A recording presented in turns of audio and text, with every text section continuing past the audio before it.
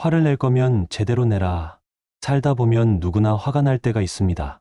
회사에서 억울한 일을 겪을 때, 가족이나 친구가 내 감정을 몰라줄 때, 길에서 황당한 상황을 마주할 때 참으려고 해도 도저히 안 되는 순간이 있죠. 그런데 막상 화를 내고 나면 어땠나요? 순간은 시원했지만 나중에는 후회가 남거나 관계가 더 나빠진 경우가 많을 겁니다. 그렇다고 화를 무조건 참는 것도 답이 아닙니다. 그래서 오늘은 현명하게 화내는 법에 대해 이야기해 보려고 합니다. 감정에 휩쓸리지 않으면서도 내 의견을 정확하게 전달하는 방법, 함께 알아보겠습니다. 이 영상을 통해 여러분들의 마음속에 쌓인 스트레스가 막힌 구멍이 뚫리듯 속 시원히 풀리시길 바랍니다. 화를 잘 내는 5가지 방법.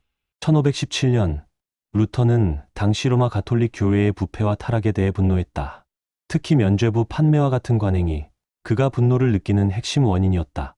면죄부는 사람이 돈을 내고 죄를 사면 받을 수 있다는 것을 의미했는데, 이는 교회가 가르치는 구원의 본질과 상충되는 것이었다. 루터는 단순히 분노하여 감정적으로 화만 낸 것이 아니라 행동으로 옮겼다. 그는 95개조 반박문을 작성하여 비텐베르크 성교회 문에 못 박고 교회의 부패와 면죄부, 판매 등 문제점을 조목조목 지적했다.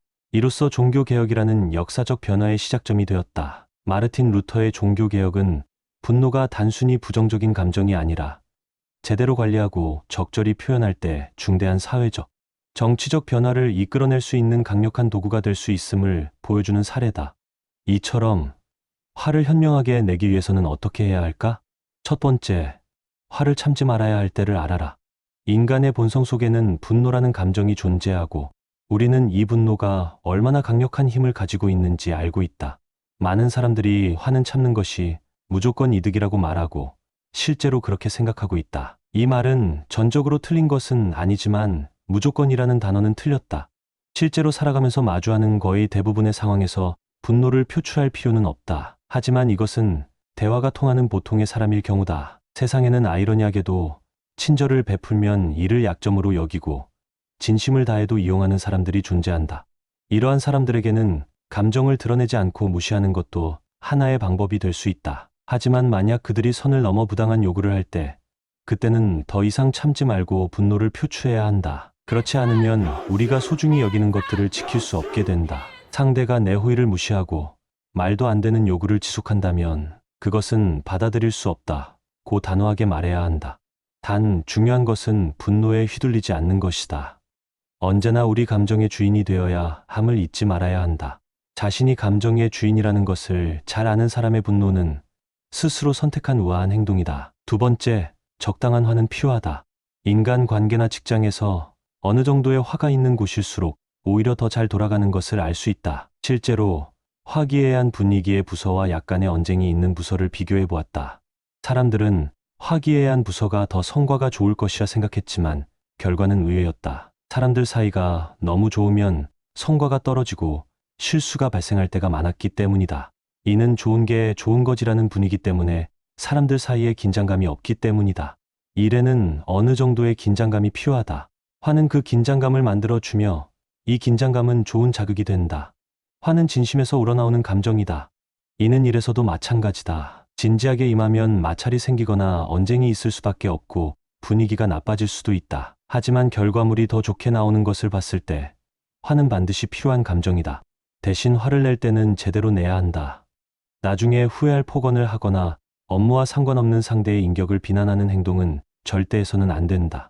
세 번째, 화를 낼 거면 제대로 내라. 우리는 화를 내고 후회하는 일이 많다. 타인에게 화를 잘못 내서 사이가 멀어지고 문제도 해결되지 않는 경우가 잦다. 이런 일이 벌어지는 이유는 감정이 우리를 지배하기 때문이다. 화를 제대로 내고 싶고 화를 통해 더 좋은 결과를 내고 싶다면 우리는 화라는 감정을 자신의 도구로 삼아야 한다. 화를 잘 내는 사람은 화를 내면서도 타인에게 박수를 받기도 한다. 화를 제대로 내기 위해서는 먼저 부정적인 언어를 쓰지 말아야 한다. 부정적인 표현은 대화 상대의 마음을 닫게 만든다. 예를 들어 누군가가 당신의 선을 넘었을 때 당연히 상처받고 화가 날 것이다. 그러나 이런 때일수록 욕설이나 냉소적인 말로 대응하는 것은 피해야 한다. 부정적인 말은 상대방이 그 표현에만 집중하게 만들어 실제로 당신이 전달하고자 하는 화의 메시지는 전달되지 않는다. 그렇기에 부정적인 표현을 하는 대신 긍정적인 언어로 대화를 시작해야 한다. 당신이 상대방에게 화를 내는 것은 그 사람을 마음속으로 중요하게 생각하기 때문이다. 아무 관심 없는 사람에게는 진심으로 화가 나지도 않는다. 그러므로 이런 사람들에게 화를 제대로 내기 위해서는 평소에 내가 얼마나 중요한지 항상 생각한다와 같은 긍정적인 말로 대화를 시작해야 한다.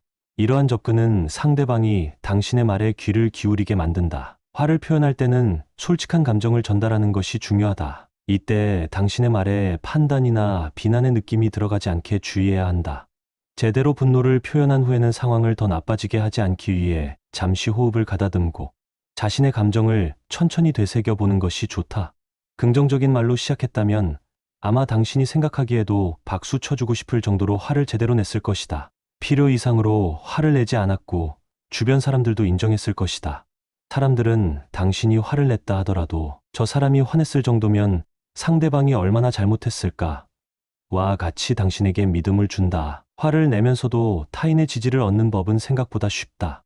네 번째, 화를 긍정적으로 활용하라. 화는 사람을 용감하게 만든다.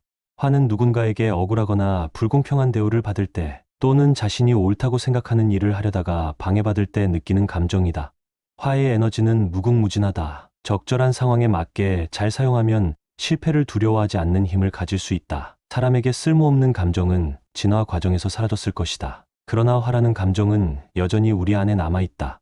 이는 화가 우리에게 필요하기 때문에 아직도 존재하는 것이다. 하지만 화가 난다고 해서 난폭한 행동으로 표현하거나 감정에 휩싸여 무모한 행동을 하면 실수할 수 있다. 그러므로 화에 지배되지 않도록 해야 한다.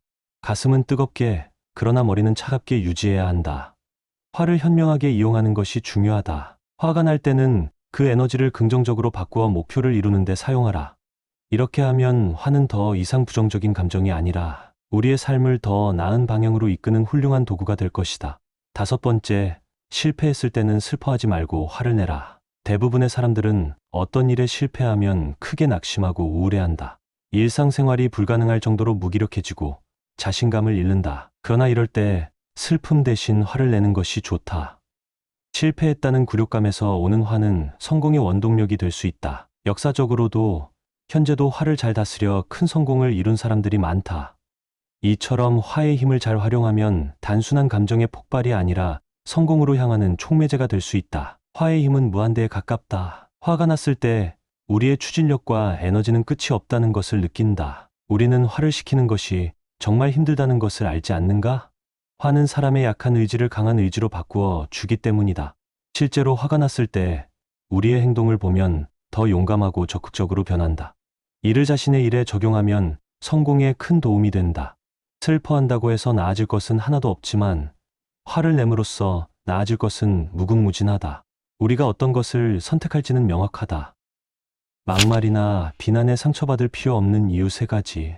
살다 보면 뜻하지 않게 상처받는 말을 듣게 되는 순간이 있다. 아무런 이유 없이 나를 비난하는 사람, 막말을 서슴지 않는 사람들 앞에서 마음이 무너질 때가 있다. 왜 저렇게까지 말하지? 라는 생각에 화도 나고 억울한 기분이 들기도 한다.